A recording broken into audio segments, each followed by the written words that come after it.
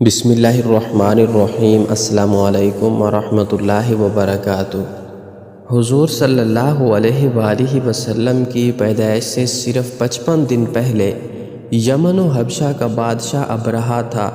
اس نے شہر صنعاء میں ایک گرجا گھر بنایا تھا اور اس کی خواہش تھی کہ حج کرنے والے بجائے مکہ مکرمہ کے صنعاء میں آئیں اور اسی گرجا گھر کا طواف کریں اور یہیں حج کا میلہ ہوا کرے۔ عرب خصوصاً قریشیوں کو یہ بات بہت شاق گزری۔ چنانچہ قریش کے قبیلہ بنو کنانہ کے ایک شخص نے آپے سے باہر ہو کر صنعاء کا سفر کیا اور ابرہہ کے گرجا گھر میں داخل ہو کر پیشاب پخانہ کر دیا اور اس کے در و دیوار کو نجاست سے آلودہ کر ڈالا۔ اس حرکت پر ابرہہ بادشاہ کو بہت طیش آیا اور اس نے کعبہ معظمہ کو ڈھا دینے کی قسم کھا لی اور اس ارادے سے اپنا لشکر لے کر روانہ ہو گیا۔ اس لشکر میں بہت سے ہاتھی تھے اور ان کا پیش رو ایک بہت بڑا کوہ پیکر ہاتھی تھا جس کا نام محمود تھا۔ ابرہہ نے اپنی فوج لے کر مکہ مکرمہ پر چڑھائی کر دی اور اہل مکہ کے سب جانوروں کو اپنے قبضے میں لے لیا، جس میں حضرت عبد المطلب کے اونٹ بھی تھے۔ یہی عبد المطلب جو ہمارے حضور خاتم النبیین صلی اللہ علیہ وآلہ وسلم کے دادا ہیں، خانہ کعبہ کے متولی اور اہل مکہ کے سردار تھے۔ یہ بہت ہی روبدار اور نہایت ہی جسیم و باشکوہ آدمی تھے۔ یہ ابرہہ کے پاس آئے۔ ابرہہ نے ان کی بہت تعظیم کی اور آنے کا مقصد پوچھا تو آپ نے فرمایا کہ تم میرے اونٹوں کو مجھے واپس دے دو۔ یہ سن کر ابرہہ نے کہا کہ مجھے بڑا تعجب ہو رہا ہے کہ میں تو تمہارے کعبے کو ڈھانے کے لیے فوج لے کر آیا ہوں، جو تمہارا اور تمہارے باپ دادا کا ایک بہت مقدس و محترم مقام ہے۔ آپ نے اس کے بارے میں کچھ بھی مجھ سے نہیں کہا، صرف اپنے اونٹوں کا مطالبہ کر رہے ہیں۔ حضرت عبد المطلب نے فرمایا کہ میں اپنے اونٹوں ہی کا مالک ہوں، اس لیے اونٹوں کے لیے کہہ رہا ہوں، اور کعبے کا جو مالک ہے وہ خود اس کی حفاظت فرمائے گا، مجھے اس کی کوئی فکر نہیں۔ ابرہہ نے آپ کے اونٹوں کو واپس کر دیا۔ پھر آپ نے قریش سے فرمایا کہ تم لوگ پہاڑوں کی گھاٹیوں اور چوٹیوں پر پناہ گزین ہو جاؤ۔ چنانچہ قریش نے آپ کے مشورے پر عمل کیا۔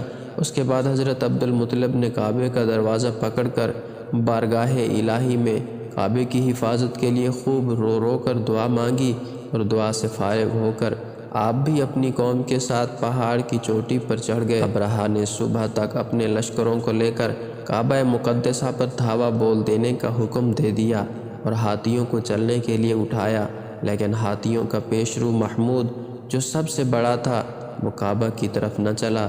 جس طرف اس کو چلاتے تھے چلتا تھا، مگر کعبہ مکرمہ کی طرف جب اس کو چلاتے تھے تو وہ بیٹھ جاتا تھا۔ اتنے میں اللہ تعالیٰ نے ایک فوج بھیجی، پرندوں کا لشکر بھیج دیا، اور ہر پرندے کے پاس 3 کنکریاں تھیں، 2 پنجوں میں اور 1 چونچ میں۔ ابابیلوں کے اس لشکر نے ابرہہ کی فوج پر اس زور کی سنگباری کی کہ ابرہہ کی فوج بدحواس ہو کر بھاگنے لگی، مگر کنکریاں گو چھوٹی چھوٹی تھیں، لیکن وہ قہر الہی کے پتھر تھے کہ پرندے جب ان کنکریوں کو گراتے تو وہ سنگریز فیل سواروں کے خول کو توڑ کر سر سے نکل کر جسم کو چیر کر ہاتھی کے بدن کو چھیدتے ہوئے زمین پر گرتی تھیں۔ ہر کنکری پر اس شخص کا نام لکھا تھا جو اس کنکری سے ہلاک کیا گیا۔ اس طرح ابرہہ کا پورا لشکر ہلاک و برباد ہو گیا اور کعبہ معظمہ محفوظ رہ گیا۔ یہ واقعہ جس سال وقوع پذیر ہوا اس سال کو اہل عرب عام الفیل یعنی ہاتھی والا سال کہنے لگے، اور اس واقعے سے 50 روز کے بعد حضور سید عالم صلی اللہ علیہ وآلہ وسلم کی ولادت ہوئی۔ اس واقعے کو اللہ تعالیٰ نے قرآن مجید میں بیان فرماتے ہوئے ایک سورت نازل فرمائی جس کا نام ہے سورہ فیل، یعنی الم تر کیف فعل ربک باصحاب الفیل الم یجعل کیدہم فی تضلیل وارسل علیہم طیرا ابابیل ترمیہم بحجارۃ من سجیل فجعلہم کعصف مأکول۔